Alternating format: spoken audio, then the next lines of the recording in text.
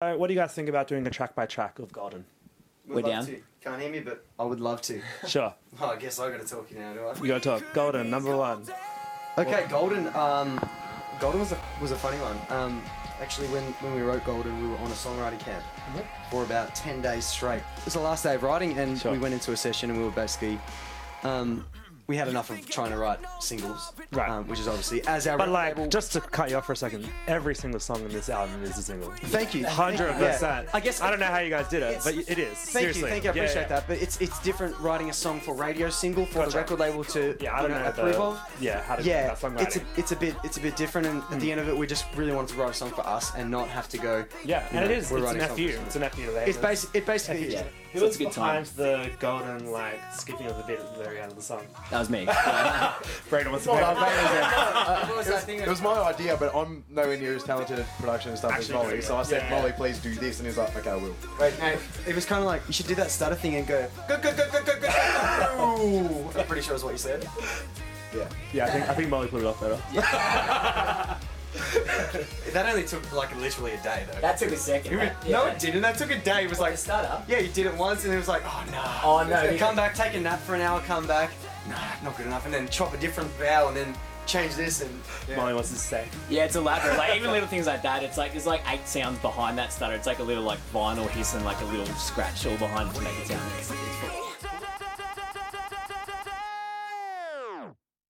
And then going on to C.H.L.O.E, which I said before is my favourite song from the album.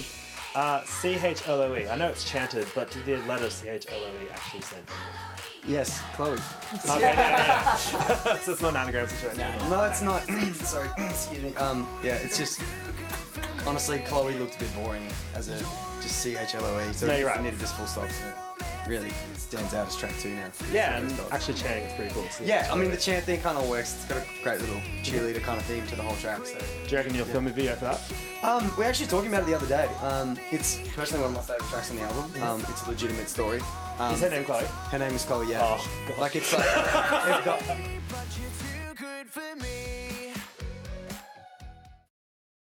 Highway Holiday. Great track. Yeah, someone else wants to do the whole album.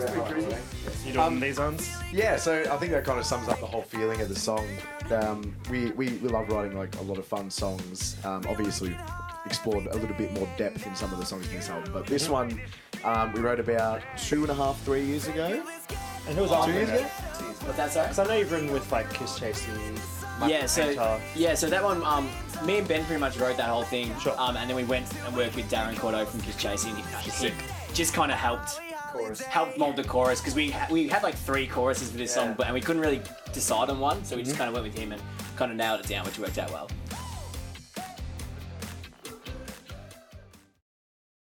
The Mercedes track 4 was also talking about cars. You got Maserati, you got Mercedes.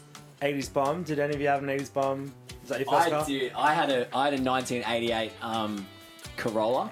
Toyota Corolla, like a red thing. Red Rocket. Red thing. It broke down on like it was like the worst car. I'd have to like when I was at university, like I'd have to push start it all the time, like push start it and jump in to like and get it into first gear so it would start. I had the same thing. I had a 1987 Holland Astra, and I flew off the floor every time I drove it. Yeah, all of these they're quite lucky now because they all drive cars from the 21st century. My car is a '93 model Daihatsu Charade, which is a little tiny hatchback grandma's car, which I actually inherited from my great grandmother. Oh, yeah? And it puts along all right. I only had to spend a couple of grand to keep it running the other week. But yeah, it's doing good. It's a great car. Recently got fresh rims. Looking hot. Yeah, I noticed a common thing. So with Mercedes and Chloe, it's sort of like She's Too Good For Me. Underdog. Yeah. Underdog. Is that something that you guys as a band Well, feel, I mean, or? look, the reality with us is that like we're from the western suburbs in Melbourne. Sure. Like we're literally from the outermost suburb in Melbourne. Yeah. So I think the thing is Werribee, Werribee. Like we don't come from rich families. Like we've done everything ourselves. Like we self-produce our music. We've had to like hustle to like let anyone give us any attention ever. Sure. So it's like we just really want to make sure that theme, those themes of the underdog kind of come through in the music because I think that's who we are as a band. You know.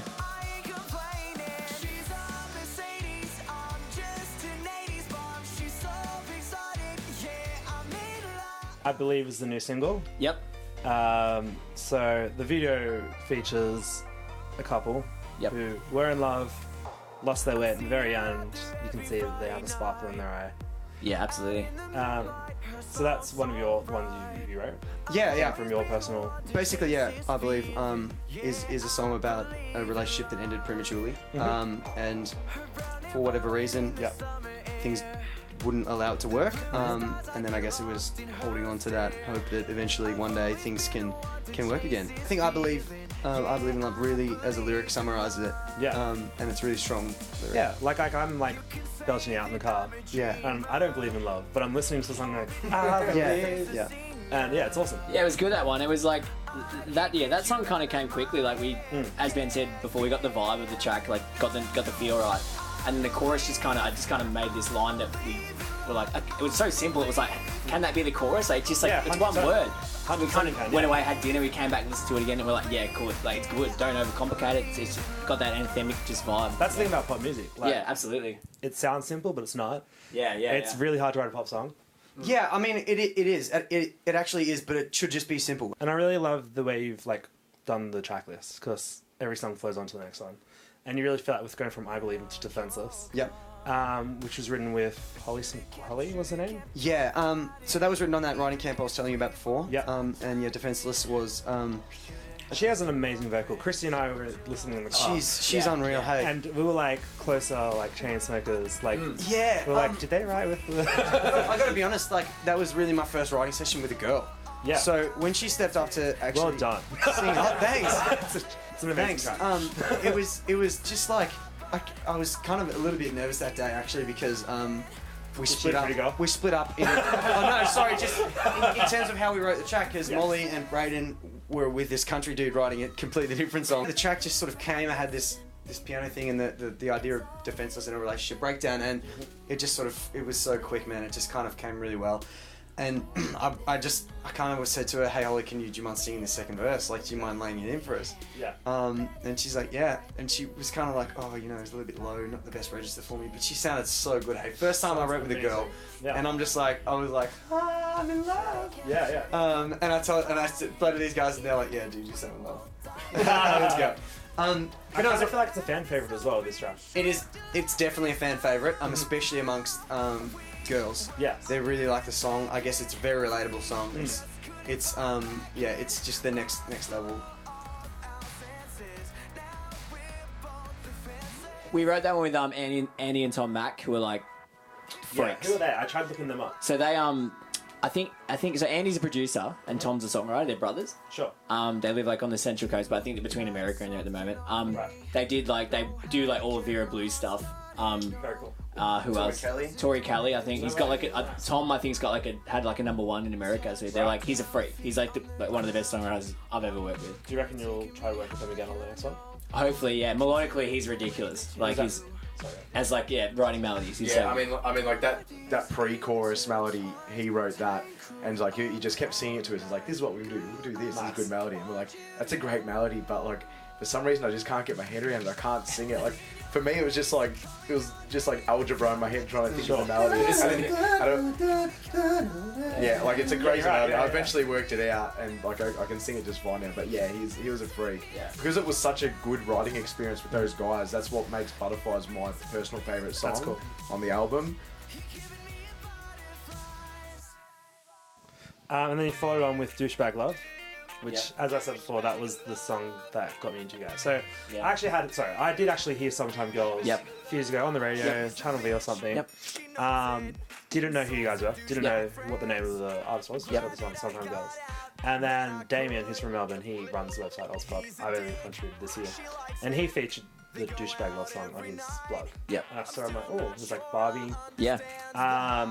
Very funny film clip. Barbie! Oh my God, Ken! Gotta get those macros. Yeah, that's one, I want your macro. Squeeze me? Can we go shopping now? That's enough. That's good. Let's go. This is the oldest song on the album. Don't tell me Universal actually denied you. Yeah, wouldn't release it. Come on. Yeah. That's like one of the most single-worthy... Yeah. But we were going to run... What did they want? Did you actually ask them, what did you want? But they don't know. That's the thing. We're like straight up with everyone. Like, what can we do better? What do you want? How can we do everything better? Yeah, because obviously it's kind of heartbreaking to go, we've given you everything. We've written all these amazing songs. Yeah. Well, what do you want from them? That's the thing. And they don't know. And then I'm so confused why Rollin with DJ is a bonus track. It's on the album. It's on the Google album. Yeah, good it's on question. the iTunes album. Explain in what terms. How is Rollin with DJ a bonus Okay, track? so Rollin with DJ is the most recent song that was written, basically, for the album. We needed another song. We had like a session booked in with Michael Painter and Michael Dellarentis, the M-Square guys. Yep. And at that time, I was really sick. So it was basically a week we had to write, record, produce a song. They produced this track. Sure. And I was there for the first day, and then I was out. Right. So Ben can kind of pick up the story from there, I guess. I guess, yeah, we just wanted to kind of write something a little bit more current. We knew we covered everything on the album so far, so it was kind of like, what do we want to do? Let's just kind of do something that's sort of, yeah, a little bit quirky, like a little bit more current, just about, you know, wanting to go out and have a good time. Have never rolled. Honestly, as simple as it is, it's about going out and partying and having a free night out, like because you're rolling with the DJs. So you've done it. You've done it. Well, we were the DJs. Yeah. Oh yeah, because you know, that's Right. We actually all DJ'd together, but it was at this like alternative club out in Werribee, so it wasn't as glamorous, but it was just fun times. But you got free drinks. Yeah, it was great. Yeah, it's so funny. Did you have people come up to you and get a photo with you, or? We actually did, like back in the day. Yeah, it was so funny. It was a funny time, and a whole nother life now. But yeah. So that wraps up our track by track. Was there anything you wanted to add to any of the songs or the album as a whole? I just want to say to the guys here that there was one song that I really wanted to have on the album. Yep. It's not on the album, so I'm going to keep pushing for it to be on the next one, so we'll see how we go. Do you want to reveal the name exclusively for auspOp? No, it's a secret. Okay. is it? The title is called "It's a Secret." We got it. Is it shaking like a rattlesnake? If we sell all remaining copies of our album, we'll consider doing a deluxe edition on our Fed That's a good March idea. tour. That's actually a pretty good idea. So buy 500 copies of the current album, and you might get to hear it. I reckon one person will do that. Yeah, if you think about it. Someone said, No, I I want guess- those songs. I guess just Just to around wrap the pledge one. just- Yeah, why not? Sorry, just to wrap up, Golden is a statement from Masketta Fall that if you've got something you want to do, you can seriously do it. Doesn't matter how held back you've been, you can chase it and make it happen. So Yeah. we're just glad and relieved to finally have Congrats. an album full of songs that we've been writing for 2 years, out for our fans, and we're even more stoked that we could do it ourselves and make it all happen ourselves and not be held back by it. And it was really cool to see the interactions you had with the crowd last night. Oh, cool, thanks. Like, what other fans would you like to shout out to?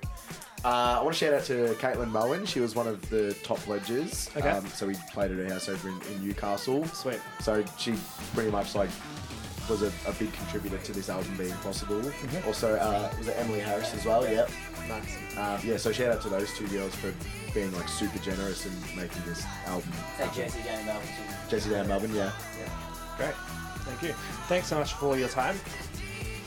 Thank you. You got the mic, so it's a pleasure. Thanks for having us. No worries. It's been fun. So that wraps up the interview part of this segment. Since Jamie hasn't had a chance to speak, and the interview's over, there you go. Just so you guys have a idea of what we're going to do next. So we've also got the performance of I Believe. Yeah, now I know.